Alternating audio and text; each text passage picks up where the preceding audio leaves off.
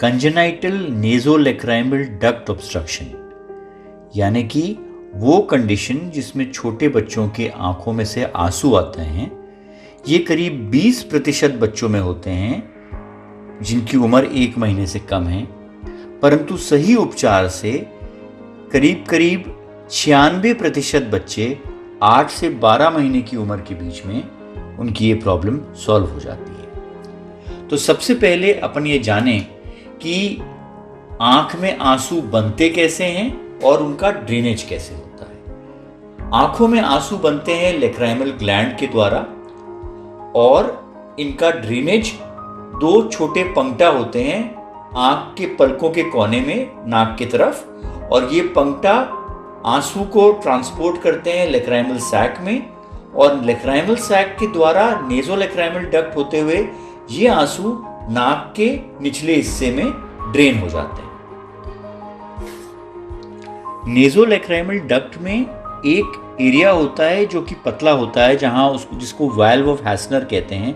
वहां ज़्यादातर ऑब्स्ट्रक्शंस होते हैं छोटे बच्चों में, और जब ये ऑब्स्ट्रक्शन होता है तो आंख के आंसू उस ड्रेनेज सिस्टम के द्वारा नाक में नहीं जा पाते, इसलिए आंख गीली रहती है, आंसू टपकते हैं और उनमें इन्फेक्शन होने का, आंख की पलकों में इन्फेक्शन होने का संभावना बढ़ जाती है। तो नेज़ोलैक्राइमल डक्ट ऑब्स्ट्रक्शन का मेन मैनेजमेंट में एंटीबायोटिक ड्रॉप्स और मसाज का रोल है। मसाज कैसे किया जाए?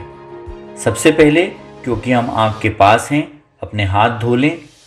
अपने नाखून ट्रिम होने चाहिए, छोटे होने चाहिए, ताकि नाखून से आंख में इंजरी नहीं हो। बच्चे के सिर को रिस्ट्रेन कर लें। मसाज हमें आंख के इनर कॉर्नर से नीचे की तरफ करनी है, ताकि वो जो इम्परफोरेट वाल्व या सकड़ा एरिया है वो खुल जाए।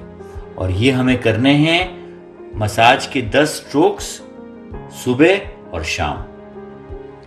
मसाज ट्रीटमेंट के बावजूद करीब 3 से 4% ऐसे बच्चे होते हैं जिनमें ये प्रॉब्लम सॉल्व नहीं होती, और अगर बच्चा 9 से 12 महीने की एज को पार कर गया है तो हमें फिर प्रोबिंग कंसिडर कर लेनी चाहिए। प्रोबिंग में एक मेटालिक प्रोब से हम जो नेज़ोलैक्राइमल डक्ट में ऑब्स्ट्रक्शन है उसको हम मैकेनिकली खोल देते हैं।